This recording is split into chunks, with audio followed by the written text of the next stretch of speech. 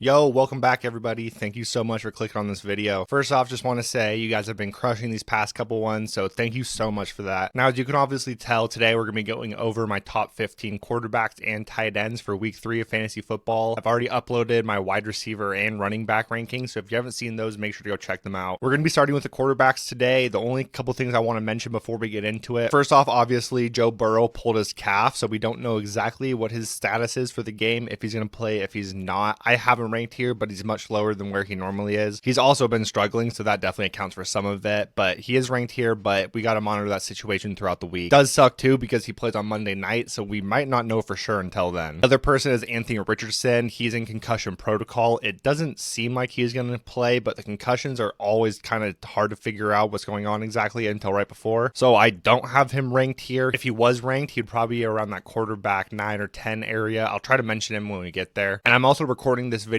on Thursday, but it's going to come out on Friday, so I'm not going to have any of the Thursday night guys ranked here because it's not going to matter at that point. All right, now that we got all of that out of the way, let's actually get into these rankings.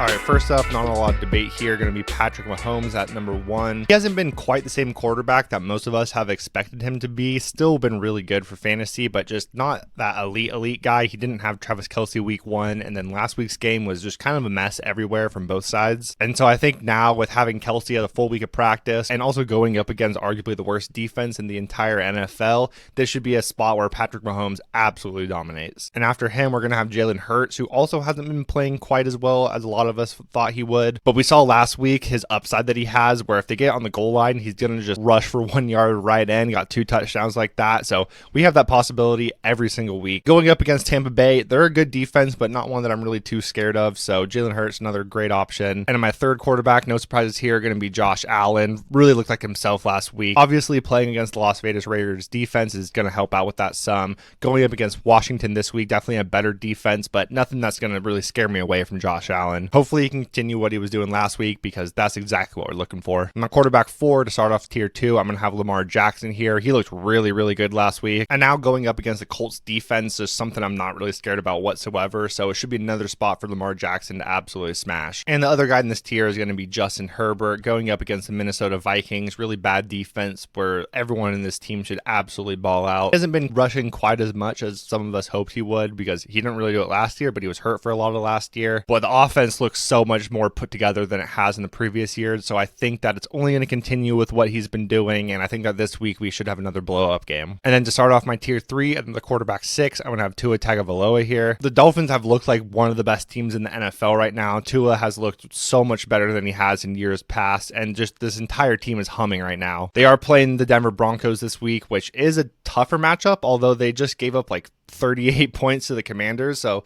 maybe they're not that good of a defense this year. I think regardless though, his weapons, his scheme just allows him to overcome whatever matchup he does have. The upside might not quite be there because he doesn't have that rushing upside, but regardless, I think he's going to be an easy top 10 play every single week going forward. My quarterback 7, I'm going to have Kirk Cousins here. He's actually the quarterback 1 on the year so far. He's putting unbelievable numbers up, and it definitely helps out that his defense is absolutely terrible. And now this week he's playing the Los Angeles Chargers, who have been giving up the second most points to quarterbacks on the year, and also Justin Herbert, great offense with him, so they're going to be able to keep up with them, and it should be a really high scoring game. So I kind of want all the pieces in it, so I got Kirk Cousins as a top 7 play this week. And then the last guy in this tier, he really struggled last week. It's going to be Trevor Lawrence. Going up against the Houston Texans, which I've talked about this in a couple of my videos now, but they have this really weird thing.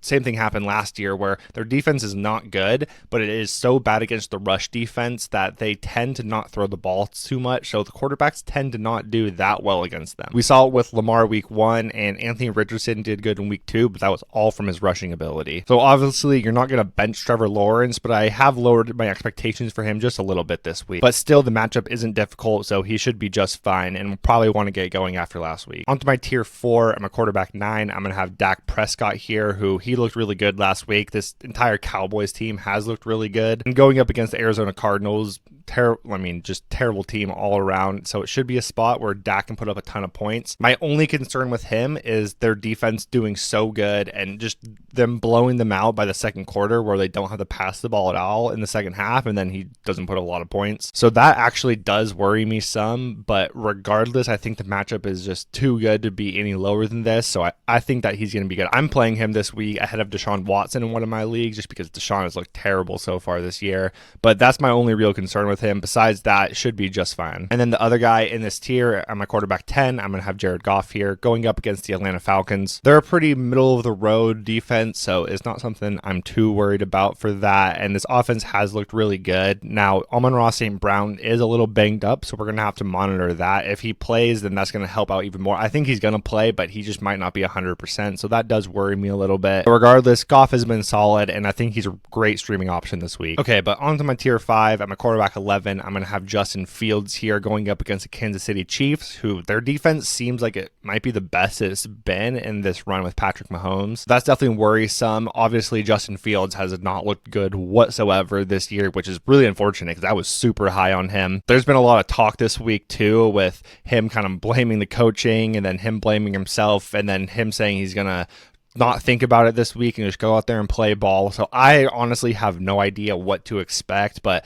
I'm more on the side that I want to wait and see it at this point with him because it has looked so bad. Normally the Chiefs defense is never very good, but this year it looks legit. So that is definitely worrisome. Obviously they're going to have to throw the ball a ton because they're probably going to be down by a bunch. So we'll see what happens here, but I'm definitely a lot lower on Fields this week than I have been in the past. And then right behind him, the other question mark this week is going to be Joe Burrow. Against the LA Rams, not really a matchup I'm worried about, although it is on Monday night, so we might not have the for sure injury status on him until afterwards. So if you are planning on playing him, either try to pick up one of these guys. Like I picked up Goff in a different league where I might play him over Burrow. You can also pick up Matthew Stafford and stream him on the other side of the ball, so you could really wait until Monday night and know. A couple different options you could do, but I would definitely try to make some backup plans for if he doesn't play. I'm doing some similar things with Fields. Like I picked up Kirk Cousins in a league and I'm definitely playing him over Fields this week. So I can kind of see what's going on with Fields. And I think Cousins is just a great play this week with the matchup. But these two guys are massive question marks that we're definitely going to want to pay attention to. But right now, this is where I got him ranked. And then on to my quarterback 13, I have Deshaun Watson here.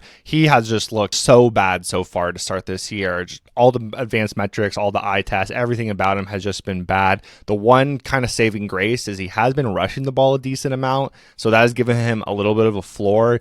But overall, he just has not looked very good. But I think we'll get a better idea this week of what we can really expect because they're playing the Tennessee Titans and they have a terrible secondary. So he should be able to have a better week passing than he has in the past. But if he struggles again against them this week, then I think we're just going to have to pull the plug on him for at least the foreseeable future. So this matchup is definitely something that I'm monitoring closely, and without Nick Chubb, don't know exactly what that offense will look like. Trying to stay away from him, but given the rushing upside, there could be worse options. After him is going to be Geno Smith going up against the Carolina Panthers. They actually have a surprisingly good defense, so that is not, I'm not really too worried about it because Geno's probably somebody you're streaming, but their defense is definitely better than I think people remembered. We kind of saw that on Monday night against the Saints, but there's so many good weapons in Seattle, and Geno Smith definitely looked a lot better that second week, so I think he's back into a decent streaming conversation, but I'm not super excited to play him. And then the last guy in this top 15 is going to be Jordan Love, who he's been really good so far.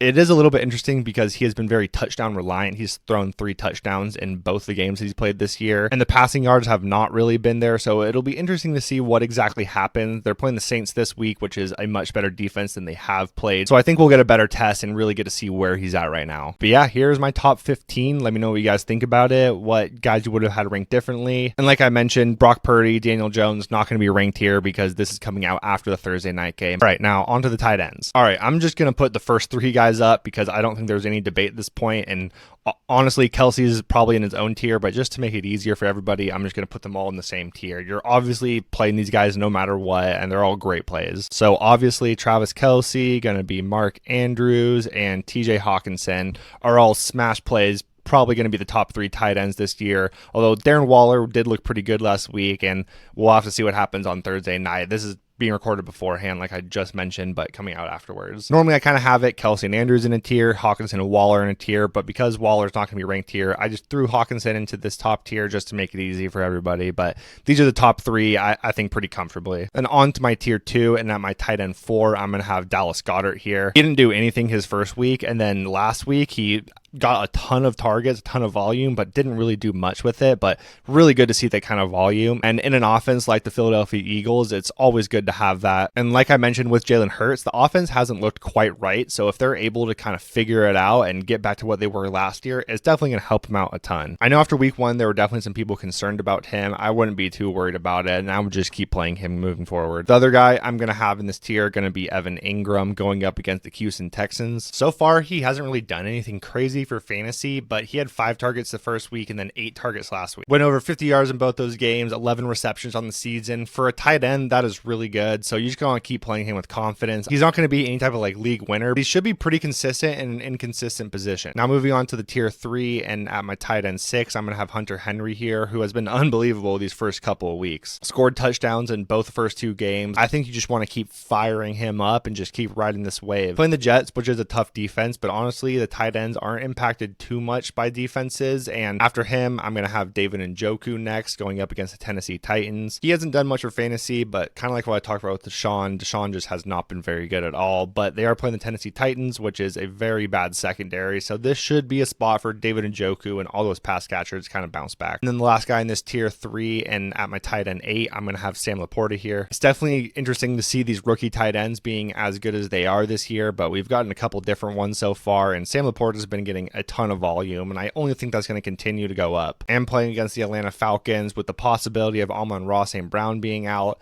this just seems like a really good spot for Sam Laporta to have a great game. On to the next tier, and at my tight end 9, I'm going to have Kyle Pitts here. I honestly have absolutely no idea what to do with him or how I should rank him, but I have him right here right now at my tight end 9. He just has not been very involved whatsoever. It's crazy too, because if you watch him, he gets wide open all the time. This offense just does not throw the ball whatsoever. Even if they're down, they have no interest in throwing the ball. They're going to throw like less than 20 times every game. So his volume is going to be very, very unreliable.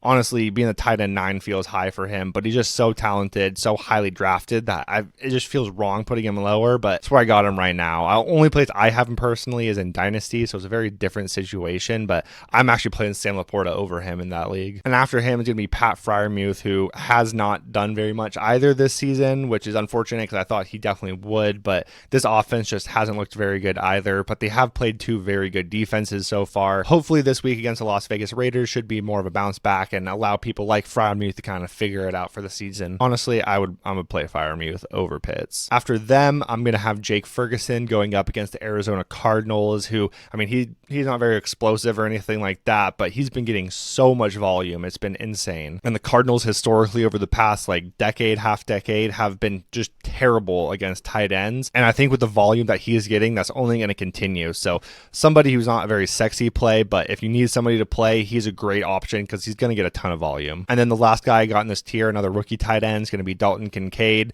He's kind of splitting time right now with Dawson Knox, but I think that's just going to become less and less as the season goes on. And we've definitely seen some good stuff from him so far, getting decent volume already. And they're playing the Commanders, which is not really defense that I'm too scared of. So I think he can definitely be a solid option this week. Moving on to my tier 5, the first guy I got here is going to be Tyler Higbee. Also hasn't really done a ton this season, but given the limited passing options in this offense, he's always going to be interesting for just a high volume guy. Up next at the tight end 14, I have Cole Kmet here, who also has actually been kind of decent. I mean, not a lot of yardage, but been getting really good volume. Just it's from Justin Fields, so it hasn't really turned into much. If he can just get loose and play like he did last year, which he was talking about this week, then it will help out Kmet a ton, and they're playing the Chiefs this week, so it could definitely be important to have a check down like Kmet. And as long as that target volume stays the same way that it is right now, then he should be another solid option. And then the last guy I got in this tier is going to be another rookie tight end, surprisingly, is going to be Luke Musgrave, who has also been really utilized in this offense so far.